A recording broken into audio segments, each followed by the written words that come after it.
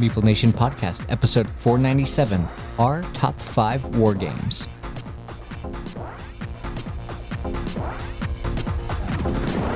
Welcome, citizens, to Meeple Nation. Grab your favorite beverage, pull up a chair, warm up those dice, and join us at the game table as we discuss board games and the board gaming world. Each week, the hosts of Meeple Nation share their love for board games and the amazing memories that come from playing games with some very outstanding people. Let us now join our hosts in their natural habitat, the game table. The Meeple Nation podcast is sponsored by Game Toppers LLC. We talk about them all the time because we love them. They are absolutely fantastic. Convert any table into an epic game table by purchasing a Game Topper at GameToppersLLC.com. They have leg kits and dining room leaves, so you can just turn it into a full-blown table on its own. And they've got all kinds of mats and accessories to go with it to make every game night epic and amazing. So please go check out GameToppersLLC.com. So in the vast seas of the World Wide Web, there's an atoll out there called MeepleNation.com. Yar.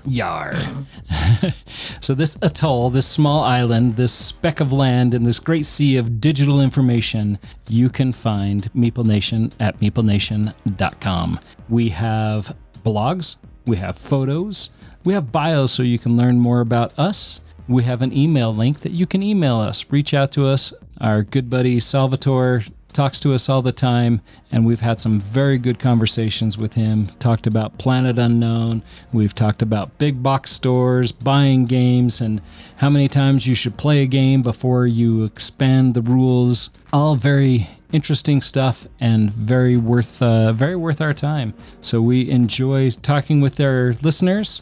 Salvatore, we think you're great. And then while you're there, you can also find the link to our Patreon site. Our Patreon site gives you a chance to support us. We have some great material that we've added for our patrons, and those who are at the patron level can get early access to our bonus episode. And that bonus episode is our showdown episodes. And we're looking forward to trying to come up with further material out there that we can release to our patrons and give them a return on their investment in us. We love them, we're very grateful for them, and we appreciate all that they do for us. We are the hosts of Meeple Nation. I'm Nathan Howard.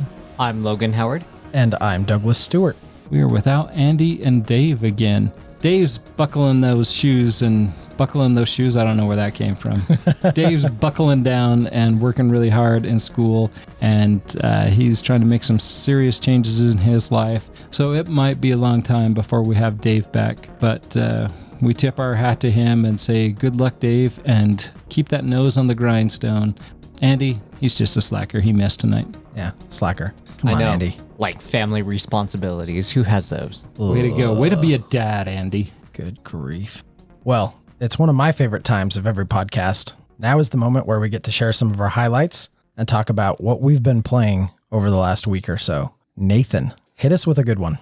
All right. I want to talk about a new game that came out this year. It's a really simple game. It's called Small Islands. It has a little bit of complexity to it, but nothing quite as simple as like Carcassonne, but it is employ a lot of those similar Carcassonne mechanics. You're placing a tile, you're expanding islands, but as the title dictates, these are small islands. We want to be able to produce islands that we can put our clan houses on, and not our clown houses. That's a different game. These are clan houses. These are islands of clowns. And I think that's terrifying. As I was explaining the game to you and Lydia, didn't I call them clown houses all the time there too? Apparently clan and clown just go right together in my mind.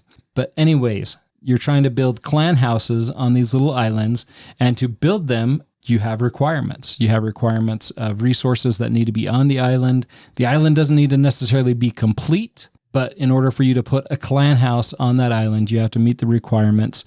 And then you have a different card that is going to provide you points for resources or features that are displayed on the island. The game is great. At the beginning of each round, you're going to receive 3 cards. And of those 3 cards, you're going to pick one of them as your active objective. So this means that the resources that need to be on that island in order for you to place a clan house. Now you're going to get 3 other cards. These are the point cards, and these are what going to give you points. So if you are able to place a clan house onto an island, you're going to gain points from these resources or features that are placed on the island, and only the island that you place your clan house on. And each island can only have one of your clan houses on it. So if those islands somehow merge, that's a bummer, because you no longer get to place a clan house on it if you had a clan house on the island that it merged with. But the great thing about this game is that it plays in about 30 minutes. You are also trying to place down your boats. Your boats allow you to travel these islands, but that's really not part of the game at all.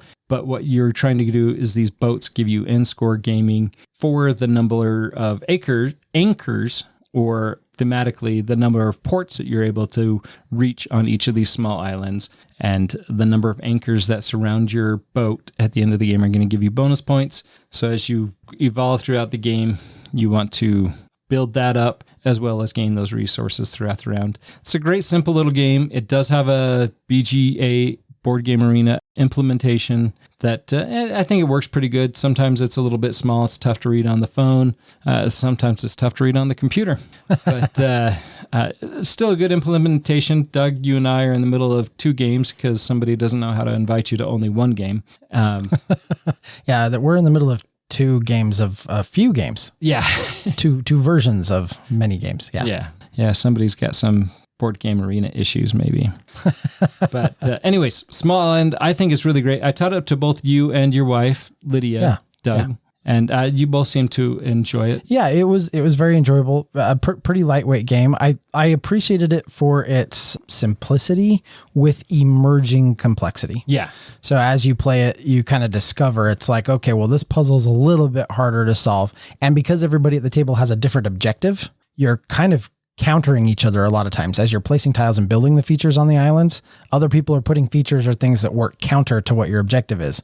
But and they don't know what your objective is, so it's not like they're doing it deliberately, but it does lead to some frustration when you're trying to build those islands out and you got it perfect and then somebody places the wrong tile and it's like, oh, you messed up my whole strategy here. Yeah, just like Carcassonne. Yeah, 100%. So, I appreciated it for some of those things. We played it at the table. We've been playing some games on BGA. I don't know how much replayability this game has, because I do feel like you're kind of solving the same puzzle. I mean, there aren't a lot of those objective cards or the point scoring cards. They're pretty little decks, and they get shuffled and kind of redealt every time, but you're drawing from the same pool of potential objectives. And so the puzzle doesn't change a whole lot from game to game. I still think it's very enjoyable, very worth checking out, very worth your time, but I think it fits into more of the lightweight filler category, and maybe one that you won't get a ton of longevity out of, but still a really clever little game. Yeah. No, it's a great filler game. I would consider it almost a filler game. It has a 30-minute time limit, so. Yeah. Logan, what have you been playing this week? So I was able to get to the table. You'll have to help me, Doug. Cosmoctopus. It is a game produced by Lucky Duck, and apparently you've told me that they've been pushing it very hard. I didn't know that because Jenna, our friend, no relation, but Jenna Howard, said, hey, Logan, do you want to play this game? And I was like, sure. So we just sat, played it, and it's a tableau builder. It was really interesting. I liked it. You're just gathering resources, and basically your turn is that you just move the little octopus head through, I guess you would call them dimensions, but it's really just one spot on the board to gather resources or draw cards, and then you're putting forth constellations to build an octopus arm, and then the first person to build 8 of the octopus arms, you win the game. So in my opinion, I mean, it's this way with a lot of tableau builders like this, is that it's a little swingy, just depending on what cards are revealed by whom at what point, because not all the cards are created equal. Some of them are like way more powerful than the other ones. In fact, the card that I ended up winning the game with at the very end,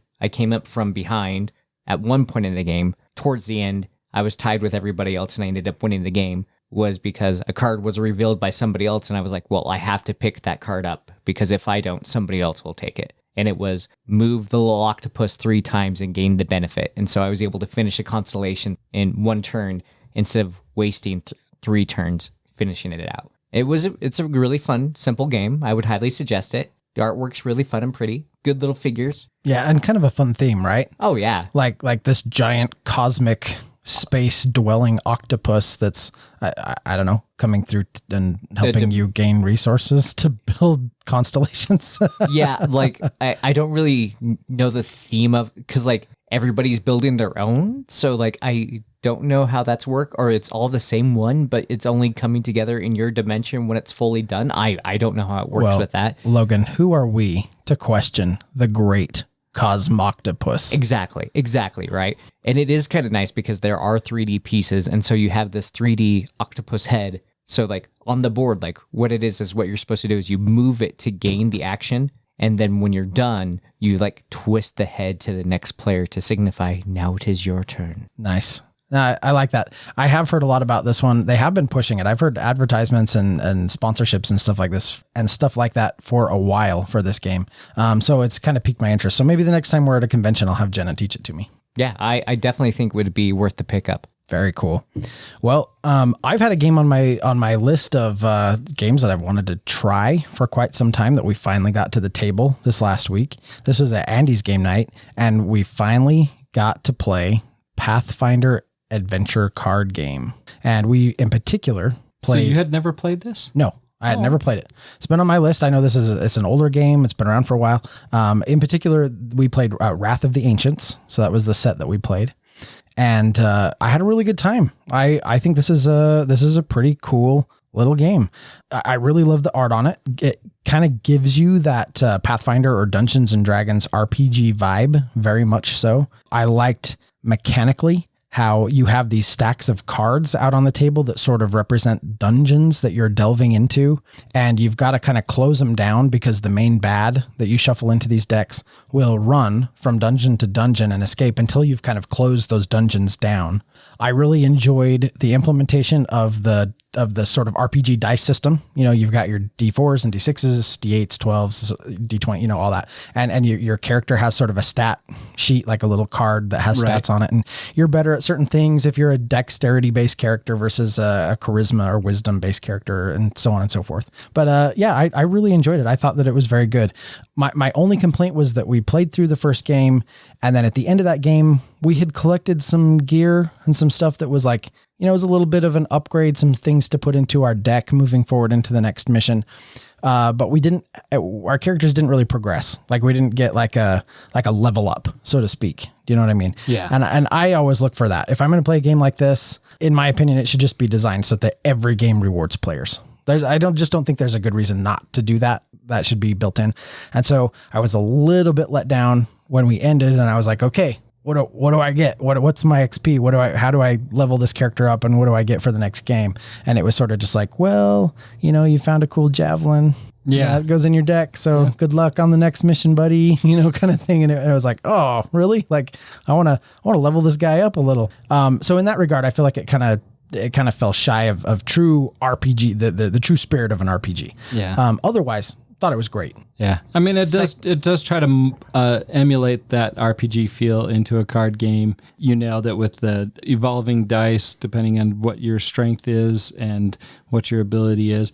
It does have some evolution of your character where you can evolve some of that, but it's not every time, like you're saying. But still, it is a good game. The one thing that I don't like about it is the build up and tear down of all the decks.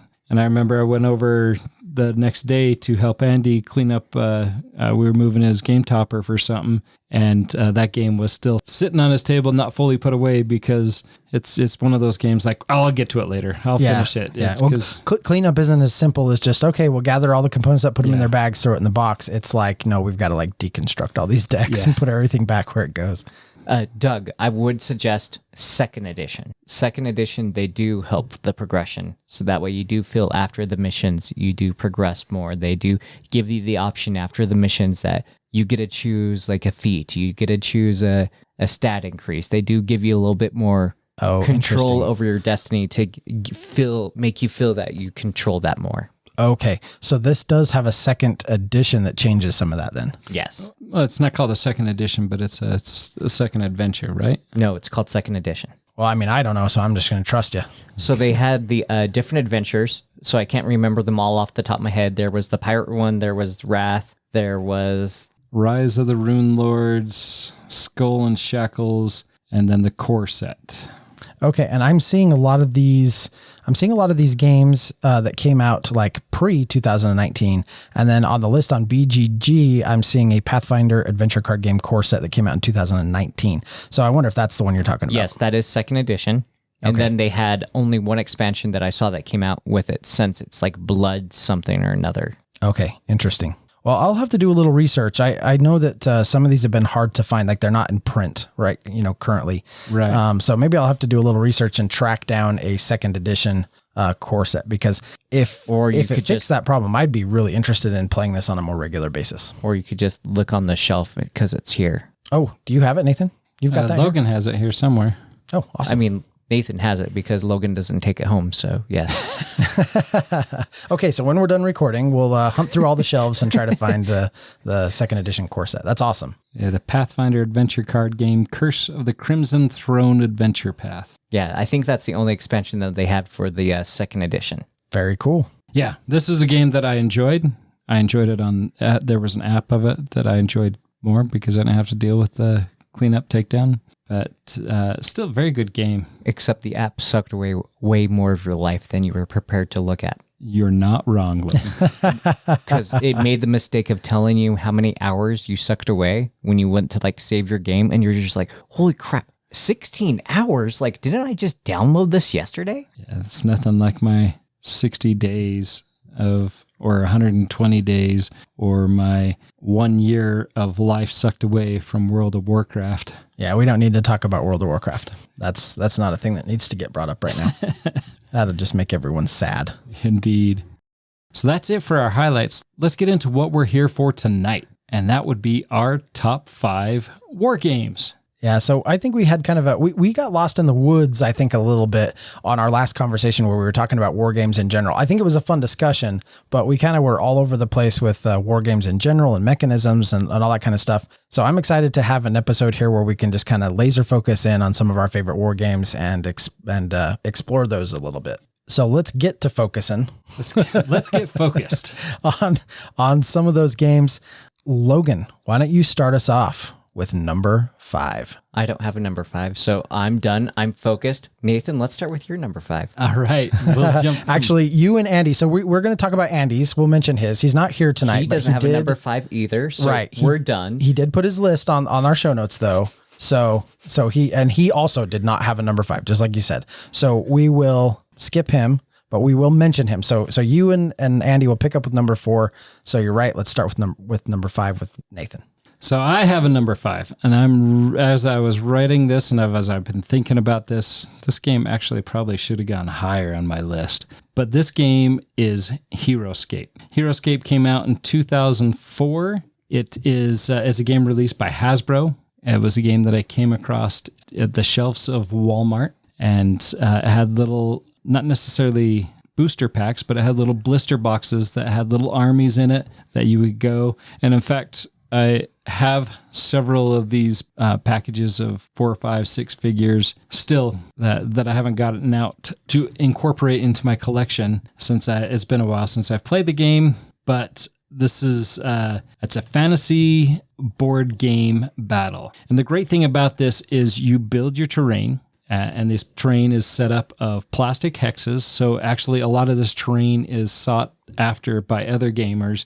They don't necessarily want the game. They don't necessarily want the miniatures. They'll take the miniatures, sure, but what they're really after is the terrain, because it allows you to build your map in a more 3D fashion on your board. You have terrain. You can build these big ice walls. There's trees. There's all sorts of things that you can build with this map. And in fact, I just came across these tubs of my stuff today as I was moving some things around in effort to make some room for some adjustments. But this game was great. You get 2 people.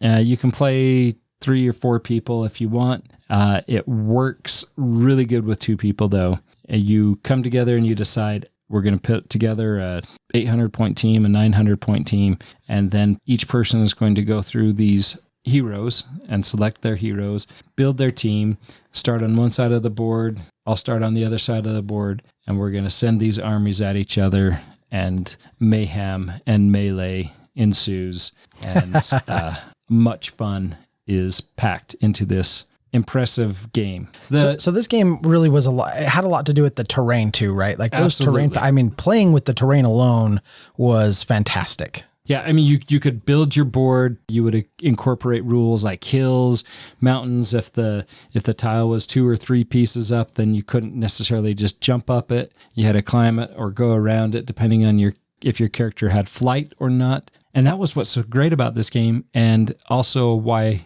it's in tubs and not on the table, is because setting up this game, the game time is 90 minutes. The setup of the game, A day. yeah. A Saturday. Yeah, you're spending a long time, depending on how much you have, you're spending at least 2 hours building, finding the pieces, finding the correct pieces to build out your map, and then to discover and to fight out. But once it's all built, if you had a space that you could just leave it, and this thing's going to happen a lot today, if you had a space that you could just leave that game set up and just come to it when you wanted to, and you had your team picked out, because that's another thing, that picking out your team, that takes a long time too. But the HeroScape game is amazing. It has a ton of stuff, and then they just actually did a Kickstarter, which I came very close to backing. Okay, so I was just going to ask about that, because that was kind of an interesting thing that happened. This was at the end of last year. So you did not participate in that Kickstarter? I did not participate. Okay, because my understanding is Hasbro launched that on their own Kickstarter service. Correct. They didn't go with they like didn't Kickstarter. go to Kickstarter, but it was... Yeah. Interesting. Now that Kickstarter failed. Yes. So HeroScape has been shelved indefinitely is the last that we've kind of heard, which is super unfortunate. It is. Because I think that there would be more of a demand. So we're kind of stuck with whoever owns it. Yeah. Right? Whoever bought it back in the day.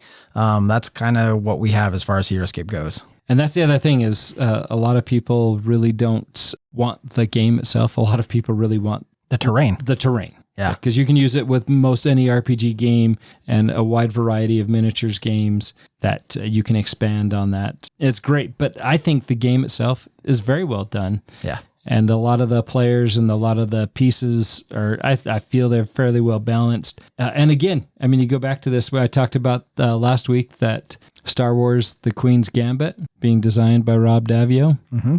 Rob Daviau is one of the 3 key designers on this game as well. Yeah, he's kind of turning into a little bit of a legend. He is. Makes He's some good almost like stuff. Stan Lee. Yeah. I don't know.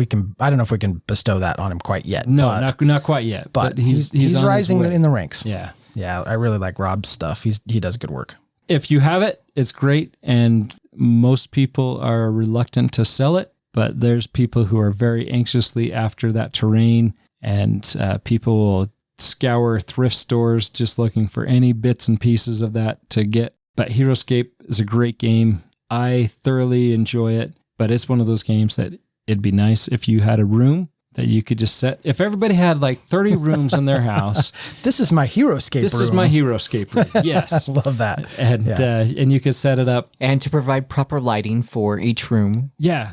No candle lights, no mood lighting, but some fantasy Lord of the Ring music in there, something epic as you're going through it. But, Love it. Well, I mean, many an RPG has been played out on the HeroScape terrain. absolutely. So yeah, that's great. Good pick. Number 5 for you, HeroScape. That's an awesome choice. My number 5 is a fantastic little game that's higher on Nathan's list, so we'll talk about it a little later. Which brings us back around to number 4. So I'll just mention on Andy's list, he had put BattleTech down as his number 4.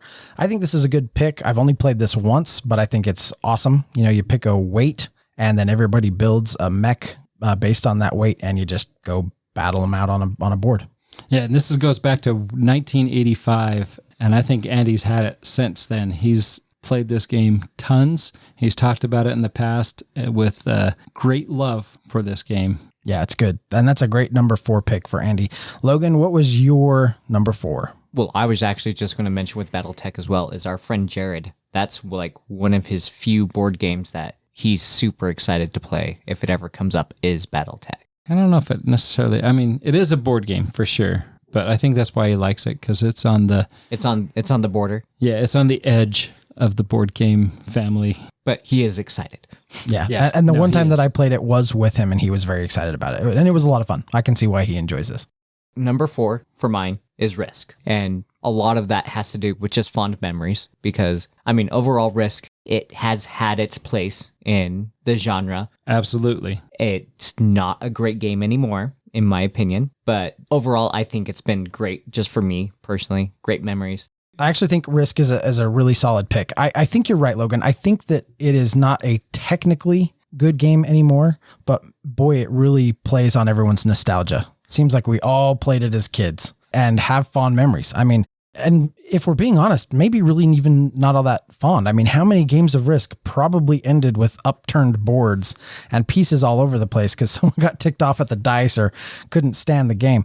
But I would wager more than Monopoly. yeah, Oh, I would agree. probably. I would And agree. yet we still look back at those memories with fondness and nostalgia, and it still kind of plays on that. So And then I think what's- that's a great pick. And what's nice about Risk too is that it helps that it is a game that's very recognizable for people that are outside the hobby. That when you're describing something and you're like, well, okay, imagine sort of like Risk in these aspects. And then so like you have like a gateway of like trying to explain one of the other board games that we play to them where they have no frame of reference for anything else. Because if you're going to just sit and explain something like Root to somebody that's never played any other game, you're just lost because you're just like, oh yeah, you're in a forest and there's creatures and they're fighting it out. Like you have no idea like how to like really explain it or anything. So having like common frame of references with something like Risk is always a good thing to have. Yeah, and Risk is the grandfather of war games and the grandfather of area control and area majority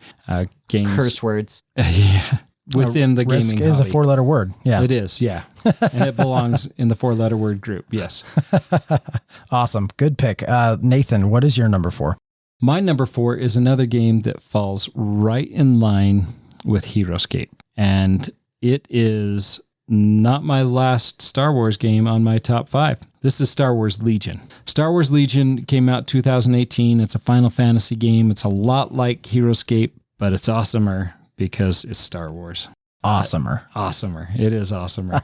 So a lot of collectors and hobbyists really like this game because it comes with unpainted miniatures. Heroescape was all those miniatures came pre-painted and they actually look pretty good. But Fantasy Flight, their sculpts are amazing, but they are gray as gray can be. So it gives you complete freedom to paint that palette the way you want. And a lot of the painters, whom I'm not, love this game and spend a lot of time making these miniatures just pop and look amazing. I just enjoyed the game, because it was Star Wars, because I am a little bit of a Star Wars guy. But just the gameplay of it was phenomenal. I mean, you're doing kind of measurements of moving your guys and attacking and fighting. The great thing was I would go to thrift stores to find terrain to add to my board. I try to find nice big rocks from the garden, but not too big that it goes through your table or anything, but to provide terrain that you're going around. And there's been a couple of companies that have kicked out some really good Star Wars terrain,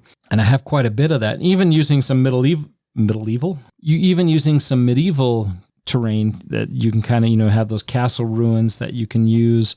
It's great, and all the rules are there to incorporate that kind of terrain. Elevation, distance, and line of sight. Great game. Again, you're forming an army, you're picking up points, but these are all classic heroes. Then after Legion kind of depleted the original Star Wars trilogy, they've introduced implementing episodes 1, 2, and 3 in the Federation and the Jedi Council, and kind of just that Sith combat. You have a little bit more of that dark and light influence there. But again, in my big house with 30 rooms, I have my Heroescape room, and then right next to it, I need a room set up for Legion because there is a lot of Legion stuff.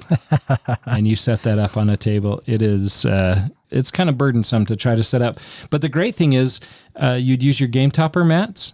Like if you're fighting a desert battle, like I had a bunch of Tatooine terrain, and that looks so good on that desert map to be able to use that. But it does take up a lot of real estate. with Fantasy Flight, man, they were kicking this stuff out left and right. Yeah. But it just got too overwhelming for me to keep up with. And the fact that it's a 2-player game. Yeah. So when I see this, and I kind of mentioned this on last week's episode, but when I see this game, there is a part of me that's like, you know what, I could just sell all my board games and just play this. Yeah, you absolutely could. And which is ultimately what it came down to me is I can play this or I can play other stuff. Yeah, for sure. I chose the more variety and And he could also spend all of his time playing his board games, super gluing his figures together. yeah. In fact, I would do that sometimes on Thursday nights. I'd be trying to glue my miniatures together, glue myself together, my fingers together. Sometimes, and as in all the times, Ashley would get most upset. We're playing this game. Put those down. Anyway, Star Wars Legion. I think it's a great game. I would strongly recommend it for anybody who loves miniatures and loves Star Wars. And wants a lifestyle game. And wants a lifestyle game. It is fantastic if you have the time, money, and space. Yes. Awesome. My number 4 is a little game called Rising Sun. This is a game by Eric Lang. This is one of the games in his sort of trilogy of games that focuses on kind of ancient mythological cultures. This is set in feudal Japan, but it fully infuses all of sort of the myth and legend of Japan with the kami, the Japanese gods. This game basically has players drafting tiles. You're going to execute the abilities on those tiles, move your troops around on the different territories. Every faction has some asymmetric powers. So you're going to try to leverage those powers and leverage what you draft on those tiles to position yourself the very best you can to take over the territories that you want, which is going to change from round to round. You don't always want to just control the same thing. So it kind of keeps players on their toes a little bit that way. But you're basically going to then go into a battle phase where it is kind of an area control type game. But that battle is resolved through, I think, a really, really creative bidding mechanism, as opposed to like dice or, something like that. And true to kind of all of the games in this series, there are multiple avenues you can take. For example, you don't always necessarily want to just win, right? Just outright win, similar to other strategies deployed in those games, you could score a lot of points by losing, right? So if you are deliberately choosing to kill some of your characters, you can get all the points and everything you need from those, or more money moving into future battles to position yourself better. Anyway, it just gives players a lot of strategy and a lot of things to think about as you go through the phases of the game. And by losing, you mean like losing a battle. Right, losing a battle. And it does remove your units from that battle, from that area, right? Yeah, obviously not losing the game. That's not a winning strategy. Yeah, that's not, a little bit of confusion there, but I'm with you now. Okay, so I really do enjoy the strategy that this game offers players. I am in love with the components of this game. Everything about the production is super, super high end and really cool. All the minis are fantastic. The kami, the gods, are incredible. My daughter Autumn went through and painted all these. So my set in particular looks absolutely phenomenal. I bet it does. She does a good job. Yeah, she did a really good job on these. And my only regret is that I just don't get to play this as often as I would like. It sits on the shelf and I want to play it all the time. And I'm lucky if I can get it to the table like once a year. So I backed this game all in. And as soon as I got it, I was all out. and I think that was because I got burned out on a different Eric Lang game that I didn't kickstart, and all the Kickstarter stuff wasn't available. And so I just kind of had that bad taste in my mouth because not necessarily Eric Lang, but Simon. Yeah. And that Simon model of everything's only available on Kickstarter. And if you don't, I hate that. If you're not all in, you don't get it. Yeah. And for those who maybe don't know, if you're a newer listener, we've talked about this in the past. Simon, do better. Yeah. Just straight up stop it. Yep. Absolutely. But still, it's an amazing looking game. I waved to it as it went quickly. Hello and goodbye. Indeed. All right. Well, that's going to move us into our number 3 picks. So number 3 on Andy's list was Mythic Battles Pantheon. And I don't know a lot about this game because I haven't played it, but I have seen him and his son playing it. And it looks fantastic, and I really, really want to check this game out. It is a great game. Andy and I have played it a couple of times now. We played it once in BGG, and we played it once at Extra Life. He's made some amazing terrain. It comes with some cardboard pieces, and he's amped that up and made it so much better. This is another game that's going to go in my house in room number 3 next to Heroescape, Star Wars Legion, and Mythic Battles Pantheon. They're going through kind of all the kind of the Pantheon series, and I can't remember the next one that's coming up. Yeah, he was really excited about it. I think it was Viking, Valhalla, something like that. That sounds familiar. Sounds right. That sounds right. And again, I think they're the one after that they've kind of already announced is going back into the Japanese culture as well. So very cool. Yeah, I love that. The one time I saw them playing it, it was basically all of the stuff laid out on one of his Mycrofts, and then they were playing the actual game on the other Mycroft, and it took the entire thing. And so this was like a 2-table experience. Absolutely. But just seemed epic and amazing. Yeah, this is one of the first games that I played that I declared I will never play it with Dave, because going through the drafting process of picking those characters was an immense task, and I think that would have broken Dave for at least a day and a half. Not for those prone to the old analysis paralysis. Yes, very. If you need to know every single detail about every card, this game's not for you. Unless you have it and you own it and you can read them all in your own time. Yeah, which is what it would take. Yeah. So I think that's an awesome pick. Number 3 for Andy was Mythic Battles Pantheon. Logan, what was your number 3? Game of Thrones. It is a Risk-style game, but I've played it a few times. I think it has done Risk, but much better. Added intrigue. It added some asymmetric powers to the different houses. Overall, it was a much better game. There were still some much curse words when played, but I mean, what game with area control doesn't? You're not wrong there. They do go hand in hand.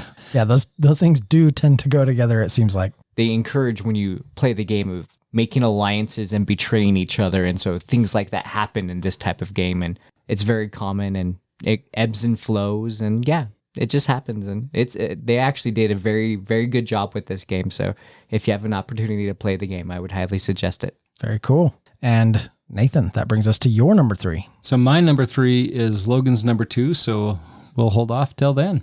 Okay. Well, then that brings us to my number 3, which is my other Eric Lang trilogy game that I just absolutely adore and love, and that is Blood Rage. And this is the one that I got the retail version and swore you off felt seeing burned. games. Yeah. Well, so all I own is the retail version. Oh, really? Yep. And I'll be honest, I think the retail version's all you need. This is just a fantastic game. And I get it. You know, there's a ton of extra stuff. There's probably some experiences to be had in there. And if you're like us and you like to own everything that's part of a game and you get burned by the thing that Simon does, I can definitely understand that frustration. However, I wouldn't let that turn you off of this game in particular. Because I think Blood Rage is quickly moving into classic status. I don't know if the other two games, so you've got Rising Sun and Ankh, and I don't know if either of those two is ever going to become, quote unquote classic. Right. I think Blood Rage is. For me, it already is. I think the industry will accept it as a classic sooner or later. Yeah. This is just an absolutely fantastic game. You draft cards to begin. Depending on what strategy you want to play for the round, you're upgrading your different units. You're moving them onto the board. You're trying to control kind of the areas around Yggdrasil, the great tree in the middle. And then you can also battle in that center zone where the tree's at. You've got your ships. You're drafting the Norse gods. The play is super streamlined and effective. I think what makes this such a good game, though, there is a very well-balanced synergy between the different strategies, right? You can just go for the full area control, kind of the Thor, I'm going to knock him out, push him out, take over kind of thing. You can go for the Loki strategy. You can do much more of a middle of the line, kind of sneaky, try to kind of go to the territories that aren't as contested. You can go for like a heavy, I'm going to control Yggdrasil. I'm going to take the rewards from everything. I'm going to, there's just so many avenues of doing things, scoring points, and doing well at this game that I think it works incredibly well. My big lament is that I just don't get to play this as much as I want. This is a game that I would play all the time if I had people who were more interested in playing it with me. And right now, I just don't have a lot of people who want to play it. I want to bring this to a game night one night, and because I think you've all played it, but I don't know that any of you have played it recently. No. And it does have a BGA implementation of it, and I would like to play it on BGA, but in order to play it on BGA, I would have to go back and play it again, because I played it when it first came out, piqued my interest. It was actually our good friend Sam Aho that taught me how to play the game. He had a bunch of the expansion stuff. We played with all that. So I bought the version and then wanted that stuff. And so now that it's been long enough that I don't remember all that stuff, maybe starting again fresh with you, Doug, with the retail version, I won't be missing that stuff. And it'll be a great opportunity to hit that off again and give that game a try. Because I do remember liking the game. Yeah, no, we absolutely should do that. And let's just do a little rules refresh on it and let's jump in there. In fact, I might invite you to a game tonight. Sounds good. I'm all in. Yeah. So, and Rodney Smith does an awesome how to play video for that. Well, maybe I'll watch that before we play then. Yeah. So just watch that, get a little rules refresh, and let's go. I actually didn't know that was on BGA. Yeah. So that's awesome. Now that I know that, I'm going to start playing me some Blood Rage. There you go. My number 3, Blood Rage. Excellent. Andy's number 2 is on several people's number 1 spots, so we're just going to go ahead and slide right by that one for now. Logan, why don't you tell us about your number 2? It is Star Wars Rebellion. Which was Nathan's number 3. Yes. I think it is just an absolutely fantastic implementation of a Star Wars game. It technically is a 4-player game, but don't believe him. It is very much a 2-player game. Absolutely a 2-player game. I think it really does capture the feel of the Star Wars game of either if you're playing the Empire or if you're playing the Rebellion, of either trying to like find and crush the Rebellion scum or trying to like sneak in and destroy the Death Star. Like they do really well at like trying to capture that feel and trying to like get it by every time. Cause I think I've only played it with Nathan. Yeah. Just a fantastic game. The only reason why we haven't played it more is because it does take up a lot of table space when we do play it, and it's only 2-player game. Yeah, that's the big thing. It's a 2-player game. It's got a steep learning curve as you're going. But yeah, this came out in 2016. It's another Fantasy Flight game. It has a lot of the same artwork that Fantasy Flight likes to re-implement and reuse, but they do it really well. Exactly like Logan was saying, this is an exceptional game, and there's a reason it's my number 3, and then it's higher than Star Wars Legion, is that exactly like Logan said. I think as far as getting the whole Star Wars battle feel, no Star Wars game does it better than Star Wars Rebellion. You have epic space battles, you have epic planet battles. The Empire is trying to find and destroy the Rebel base. The Rebels are trying to evade the Empire long enough to be able to form the rebellion. And so it's all a game of cat and mouse. The Empire is trying to search the solar system. They're sending out probe droids. They're going and trying to battle out on the planet and seek out and destroy that rebel base. It has a great expansion on it, Star Wars Rebellion, Rise of the Empire, which just amplifies that game, gives you a lot more variety. It also gives you a chance to add some battle cards, so you're not necessarily relying on the dice. You can use some battle decks that will augment the game a little bit. An exceptional game. Yeah, currently number 10 on the BGG top, 100 or whatever of all time. Yeah. So I think this is a universally praised and loved title. Yeah, and it's earned it. It is a great game. Yeah, it's on my list of games that I want to play. So I need you to teach this to me sometime. I've not played this yet. This is a game that every single SaltCon I see somebody setting it up in the corner because they take the advantage of having the extra time from SaltCon to sit and play this game, and it is well worth their time every single time. Yep, it always looks good, and it always makes me jealous that I'm not the one playing it. So that's an awesome pick. Nathan, why don't you talk to us about your number 2, which was my number 5? Yes, this is a 2004 Days of Wonder game, 2 to 8 players. It's great with 2 players. I haven't played it with the expanded player count, but this is Memoir 44. Actually, fairly new pickup for me within the last 6 months. Something that I got, actually the reason I got it is because they had a BGA implementation, and I thought, it's there. I'm going to give this game a shot. So I don't know, BGA has a large influence on my game collection because I like to play the games online, but I also I love to play them in person. But you are reliving several historic World War II battles, and you are striving to change the outcome.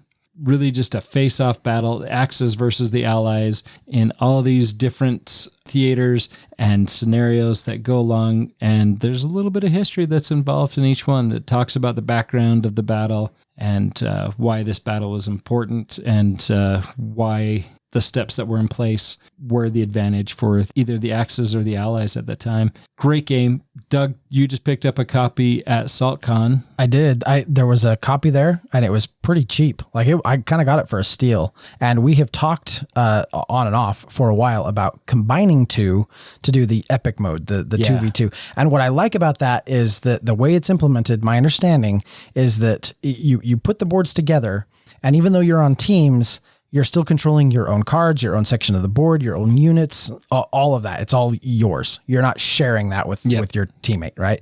And so that seems like the implementation that would work really well. Yeah. And so I'm excited to try that. So I picked up a copy, and I'm way excited to have that on my shelf now. Not only to have to try that, but just to play. Yeah. Because it really is a fantastic game. Yep. I'm both excited and mad because I am looking for a second copy for me, but I'm excited that you got it. I'll allow you to have it. But I wish I had seen it first.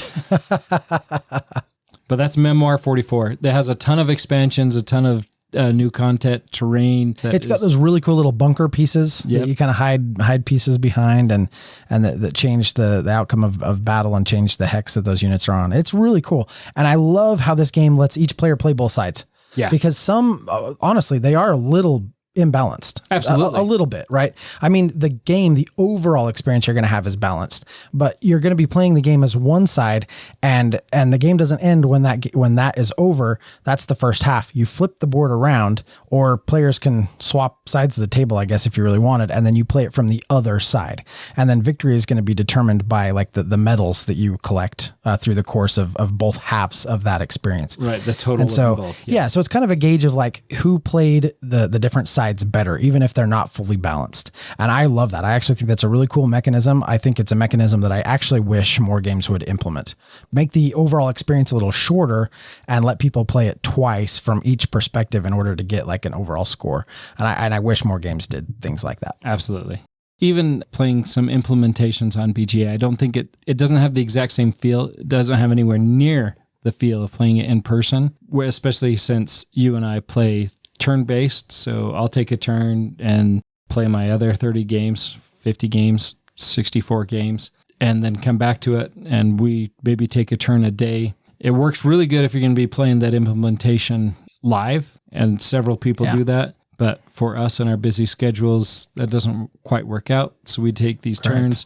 And so a lot of that doesn't feel the same. Well, a lot of the enjoyment that you get at the table is lost with that turn-based implementation. Yeah. And it's a great implementation. It just doesn't feel as good. Yeah. And so my preference is to just play this at the table. For sure. But this current scenario that we're playing seems like a very large battle royale. And I'm liking this a little bit more than the first one that we played. Yeah, me too. It's a little more involved, a little bit more to think about some additional strategy. Yeah. But that's Memoir 44. Awesome. So my number 2 is another World War II themed game. Probably doesn't come as much of a surprise because I talk about this all the time. This is Undaunted. And pick your flavor. Normandy, North Africa, Stalingrad, Battle of Britain. Just choose one. Whatever you think sounds good. Normandy's a little bit more of the vanilla Axis versus Allies kind of setup. North Africa, it goes down to the North African theater of war, introduces jeeps and tanks and a whole bunch of stuff like that. Battle of Britain is kind of an evolution of the system that introduces planes. Well, it doesn't introduce them. It is all aerial combat. And then Stalingrad, it uses a lot more of the vanilla format, but it puts it in a campaign mode that turns it into this really cool. So all the tiles form a big map of Stalingrad, and you only play on a section at a time. But as buildings get bombed or destroyed, those tiles get changed permanently, and the cards get swapped in and out. So if a card gets killed, you've got to swap it out for like a raw recruit version of the card. It becomes less powerful. Certain cards get leveled up. You get better versions of some of the units, so they actually become better and more powerful. Really, really cool game overall. I absolutely love the way this game is set up. I love the deck building. I love the reverence that it pays to World War II, to the men who served, and to that conflict in general. Absolutely wonderful, wonderful design. And you should absolutely check this game out if you get a chance. It's wonderful. Yeah, I was very excited that you and I got the chance to play this the other day because I agree. This is an exceptional game, and it's a fairly quick game, but it just takes all that nuance of the conflict and brings it together well You said I couldn't buy it, and we'll see if that lasts. Well, you can do what you want, but I have it all. And so there's not necessarily a good reason. Right. Except for it's at your house and I'm here. Well, so we just need to remedy that problem. Yes. But yeah, Undaunted is a great game. All right. Well, that is going to move us into our number one picks for war games.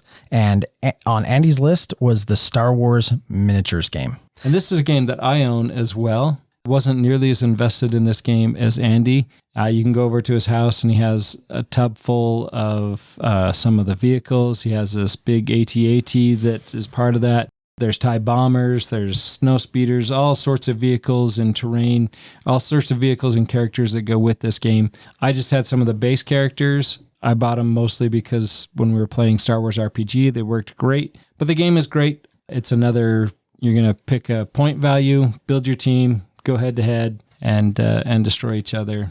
And Andy's talked about making some very epic large teams and integrating that into a multiplayer game and going for hours. So we maybe need to one of these, I don't know, over the holidays or something, when we've got just a free weekend, we need to just have like a war games weekend. Right. Yeah, that sounds It's not a day. We would need several days to get through all these games. Absolutely, we would. Yeah, some of these games, like you're talking about, kind of these point-based games where you decide a point value. HeroScape works that way. BattleTech kind of works that way, like weight of your mech, that kind of thing.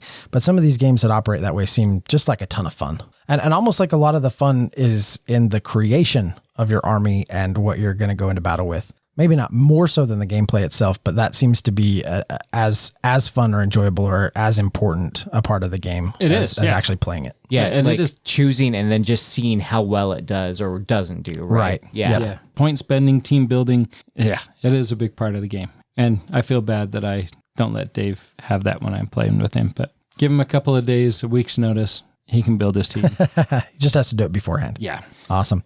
Well, that is going to lead us to Logan's number one, which is also my number one. Which is also my number one. So we're going to give this game quite a bit of love. And that game is, Logan? Star Wars Imperial Assault. So good. Yeah, this is a game that came out 2014. Fantasy Flight, one versus many. I'm surprised they killed it. I am too. Well, they replaced it with Legion. Well, I'm still surprised. Yeah.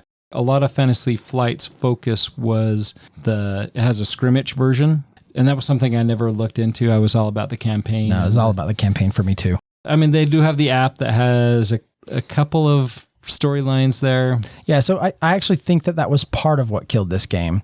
Is at the time Fantasy Flight was working really heavily on app integration into their sort of dungeon crawly, these types of games, right? Descent and all of those. So when this game was coming out, there was no app for it. The app was sort of designed after the fact, which means they kind of had to retroactively go back and kind of change how that interacted because you didn't have the one player to play the Imperial. The computer kind of, or the app was taking over that role. Unfortunately, the material had all been rolled out.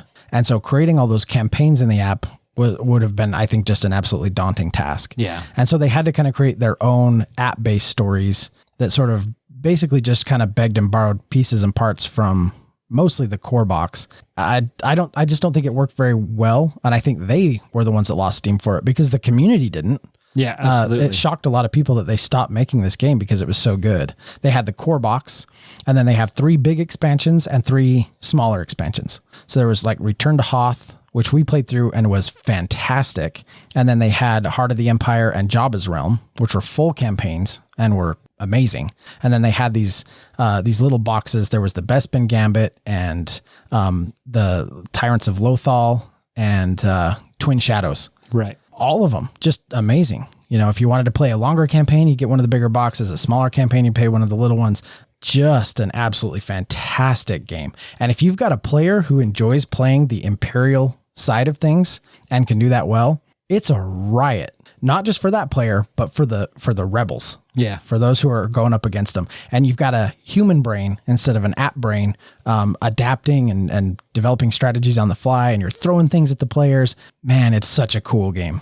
Yeah. And that's great is because we have 2 people in our group, Doug, both you and I, who are very familiar with the game and both enjoy playing the Empire. Yeah. That's the debate when we start this again. Which of us we're going to have to throw down, maybe Bear Hunter Lady, and see if we can figure out who's going to be the dark side. It's me. Spoiler alert. Yeah, this game, I think they did so well with the characters. I wish they just did a little bit more with the customization. Yeah, that's my one drawback to it as well, is that, I mean, usually only, every time you level up, you only have 2 choices. It would be great to have some more, to be able to make those characters more unique to yourself. I do agree. However, I will say, how cool is it though, that because every mission you earned XP and you got credits. Yeah. So you had, you're right. The options were limited, and I do agree with you on that. However, you had XP to spend on abilities and you had money to spend on gear. Yeah. And that's only if all of those gear decisions were you fun to got, make. And if the only gear you got was drawn that was applied to your team. Because there's been games that we've gotten where we got to the end of the mission, it's just like, well, crap. Like, Right. And so if I had a complaint, that's the problem I would fix. I would make it so that the gear deck, the shop that you set up between missions, I would have made it so that it's guaranteed, like the stack of potential gear for that matched the characters who were playing the game. Because a lot of times you got dud markets. Yep. But minor complaints compared to the overall just absolute brilliance of the game. It uses that sort of modular tile system that Fantasy Flight, I think, is really good at. For sure. And you put together these very custom maps. They're very thematic. You know, we talk about this being a war game versus a dungeon crawl. This has a lot of focus on character and character development, but the background, the setting are these pretty epic, big wars, these big battles that very oftentimes pull in some of the big characters from Star Wars. Yeah. I mean, you know, there are settings where you're going up against Vader, or settings where Luke comes in to help you, you know, defeat a large enemy or a large, you know, room full of enemies or something like that, right? You've got Chewie and all these characters that come in and play a vital role, and they feel heavy. You know, I remember one of the scenarios when I got to drop Vader down and everybody at the table was like, no, run. Like there was terror. Yep. Right. And so I just feel like they did such a good job. And then every single one of those boxes has a huge mini or something that comes with, you know, you got the AT, you've got the ATST. Yeah, sure. Yep. The ATST. You've got like Jabba's Realm came with the Rancor. The Rancor. Mm-hmm. Yep. And Return to Hoth had like one of the snow speeders, and just incredibly cool minis. You could really get lost in this game. I think there were, you know, close to 100 little bonus packs. Yep. Like the ally and enemy expansions and little boxes you could buy. I don't think I bought any more than maybe 1 or 2 of those. So everything I have is just the standard fare that came in all of the major boxes. But I think that's enough. I mean, you don't necessarily need all that extra stuff. No, you need it all. Yeah, I was going to say, you don't know Nathan. Yeah, both me and Andy. What I meant to say was, you don't necessarily need all that stuff if you have friends like Nathan and Andy. There you go. Correct sentence. Yeah. No, I think Imperial Assault is such a good game, and I have had so much fun playing this game. It's my all-time #1 game. Any chance we have to play it again, I am all in. Yeah. And let's not sit on the fact that at the end of the day, this just does such an amazing job of capturing the essence of Star Wars. Yes. And honestly, that's probably its greatest accomplishment. Yeah. I mean, we talk about Star Wars Rebellion taking kind of the whole Star Wars theme as a whole. This very much brings down the core battle on the planet. And that's the big thing, is that you're not playing any of the main characters. You're not playing Luke, Han, Chewie, but you do have a chance for those allies to come in every once in a while. And you have the chance to, once you've met that ally, to bring them in on other games. But if you bring those in, they give the dark side a pretty good advantage. So that's what I like about it, that it is a really good temptation to bring Luke in to help you out, but so often it just screws you over that you're just like, no, I'm good. Yep. Yeah. We're a good enough team on our own. We don't need Luke. Yeah, we don't need Luke because he's going to help the dark side way too much. Yeah. Well, you can't have Luke without Vader. Yeah. Can't have Vader without Luke. So indeed. 2 sides of the same coin. Dark versus light. Indeed. I said indeed twice there within like 30 seconds. Indeed, I did. Indeed, you did. That's awesome. Well, those are our top 5 war games. So tell us what games we missed. Tell us what your favorite war games are and why by dropping us a line at meeplenation@gmail.com. Until next time. We'll see you on a game table far, far away. Thank you for listening and being a part of Meeple Nation. If you would be so kind as to follow, subscribe, share, and rate or review this podcast, it really helps to spread the fun.